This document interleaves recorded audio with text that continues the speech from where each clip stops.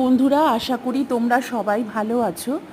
আজকে মেয়েকে নিয়ে বাড়ির সামনের যে পার্কটা আছে গেলাম, যখন একটা অদ্ভুত জিনিস দেখলাম। কিছুক্ষণ ঘরে দেখছি আমাদের ওই পাড়ার বিড়ালটা কেমন জানি ছটপট করছে, একবার এদিক একবার ওই দিক যাচ্ছে। আমার মেয়েরাও ভয় পাচ্ছে, ভাবছে ও কামড়ে দেবে, কিন্তু অ্যাকচুয়ালি দেখো কাউকে কিন্তু কামড়াচ্ছে না। আমিও কিছুক্ষণ প্রথমে ভাবছিলাম সত্যি ও মনে হয় ইঁদুর টিঁদুর খাবে বলে ওরকম করছে। তারপর একটু অবাকভাবে ওকে লক্ষ্য করলাম, আর ব্যাস সঙ্গে সঙ্গে আমার ক্যামেরায় বন্দি করে নিলাম, করে ভিডিও করলাম। দেখো কেমন করছে।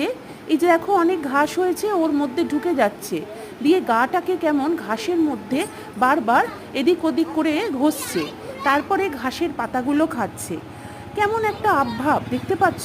অনেকক্ষণ লক্ষ্য করে ভাবলাম গরমে এরকম করছে, ওর শরীরটা মনে হয় অস্থির করছে, ঘাসিটা ওদের আরাম দিচ্ছে।